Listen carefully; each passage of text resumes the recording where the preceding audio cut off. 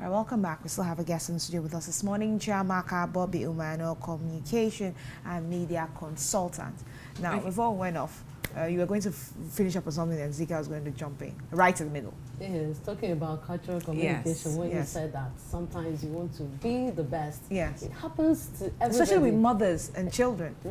Now I'm talking about what goes on in family. Yeah. It's even worse in family because we take ourselves for granted. You know, outside you could be more cautious. Okay, I don't want to hurt people. But at home you find yourself speaking to your children, your spouse, sometimes without respect. And it affects relationships, and it's not good. So in as much as you prepare yourself to probably face a business meeting, knowing that, okay, I need to seal this deal, therefore I need to put out my best foot. The same way you also have to work at home. Know that what happens at home remains at home. And I don't have to hurt those people, because if anything is going on in the home front and it's going wrong, it's difficult for me to race to the workspace and get solace. Okay, so how is it that we can tell? How can we tell if we have some communication problem? And how can we start working towards getting it right? Yes, you can tell, but again, sometimes if you are not conscious about it, you may not recognize it.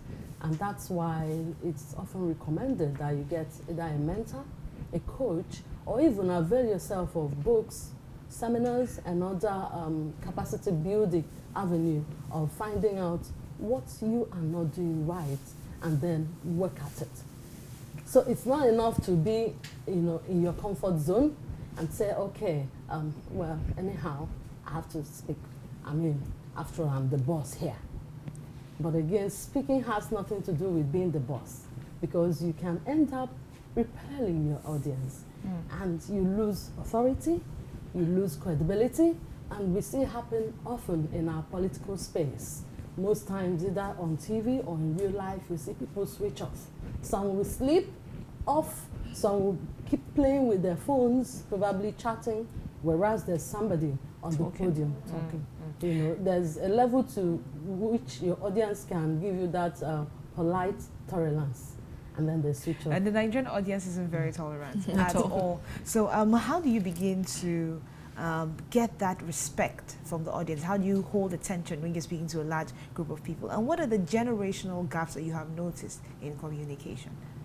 Well, let me begin with the first question. How do you hold their attention? Hold their attention. Again, you have to work at it. And then when you work at it, you'll begin to discover the tips and tactics you can use when it comes to public speaking, because you're talking to a great number of people at the same time, and basically you have to first of all discover your audience. Who am I going to talk with? Am I going to address men or women? Because each of these, that sex differences has a lot of things to do. And then you mentioned generational gap. If I'm talking to younger, I have to use language that is appropriate and they can relate and it resonates with them. I don't have to talk above their head. I have to talk with them, and that's the only way you can endear them to you. And then one other thing to consider is the fact that an average human being has a very short attention span. So you have to learn to kiss your speech.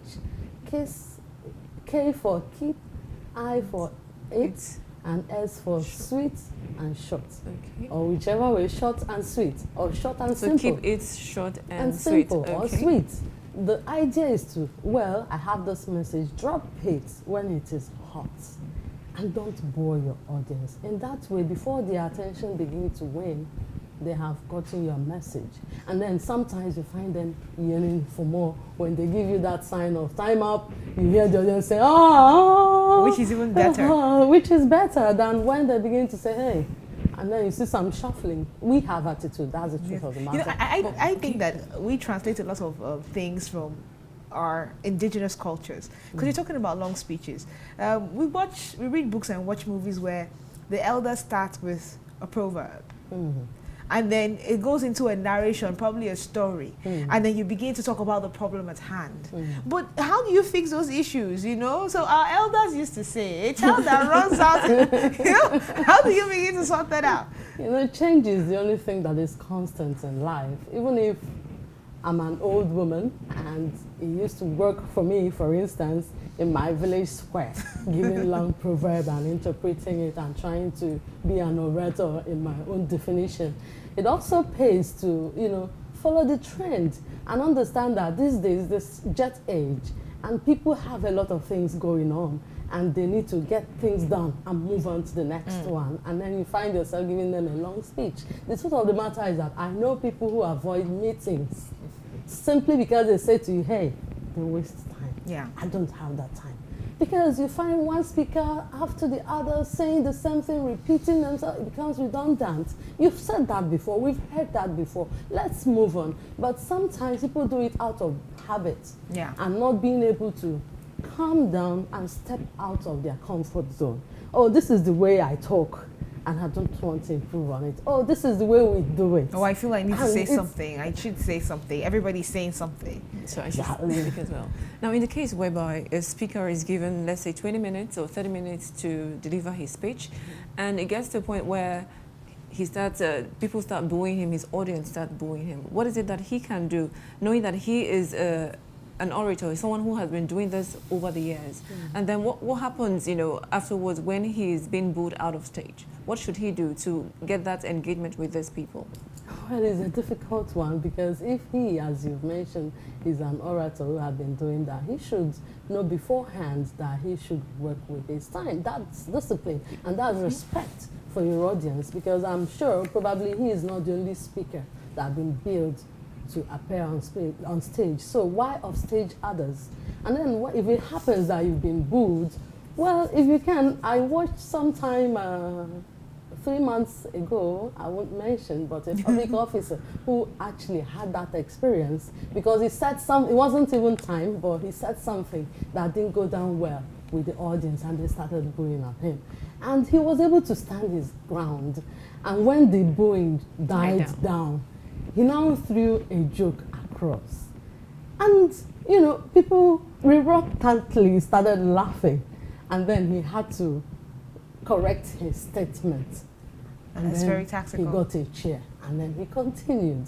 So I think it takes courage and humility, because there are those who don't take such. They feel, oh, I'm slighted, you've insulted me. And let me quickly jump in here before we wrap this up, right?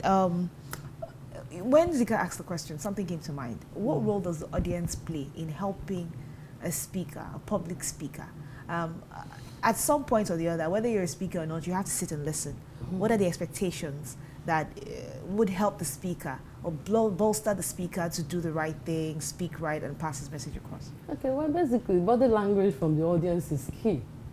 Because as a speaker, once you climb the podium and the audience is not good, but again, in as much as it's give and take, the bulk of the job is with the speaker. Because if he is able to make the audience the superstar and not himself, they will feel it. And they'll be happy with you. And that's why we started by saying that nonverbal signal is the integral part of communication. Because as you're stepping up, people are looking at you, they're watching your gestures, your step, your facial expression, your body language generally. And then if you come across as someone who is a tyrant, they have to, in a way, begin to feel, oh, what's he about to say that we haven't heard? And then you get it from them. Most of them probably could actually get up and walk away. Right. Okay, just before we let you go, I would like you to motivate us for today, for the rest of the week. Okay, well, motivate, it comes from inside. Because really, in most times, you find out that nobody else would do it except you do. And so, one of the basic ways of doing that is, as you wake up in the morning, tell yourself that you are alive. And because you are alive, you have no choice than to arise and shine. And it's a Monday morning. And being a Monday morning, it means that you have to hone your communication skills, because as you step out of your house, you just can't help but speak with people, interact, either in writing or talking, or even not just saying anything. And that's why I always talk about the big form of communication that we often neglect, and that's talking about silence. Many of us find it difficult to be silent because we think that communication is all about talking. No. silence has a great power. And that's why when you spell it backwards, you get the word listen. So when you're silent, you discover that you can listen and hear what many people may not be able to hear. And the more you hear, the more you learn. And of course, nature supports that. That's why nature gave us 2 ears and 1 mouth, such that we can talk as less as possible and listen as much as possible. And when we do that, we learn, and the sky becomes the except when you're a stepping TV presenter. Except when you're a TV presenter, you need to keep talking, right? stone. When you're a broadcaster. Oh yeah, but I mean, when you keep talking, really, you still are more or less When you have giving a out what guest. you've heard. No, when Yeah. you're a guest, right? We Like give you you time are. to talk and we listen. Mhm. But we also have the duty of talking. It's our jobs.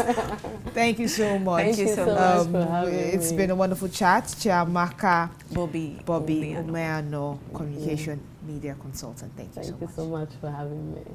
Right. We're not leaving yet. We'll take a break, and when we come back, we still have more discussions for you. Please stay with us. Today's weather forecast.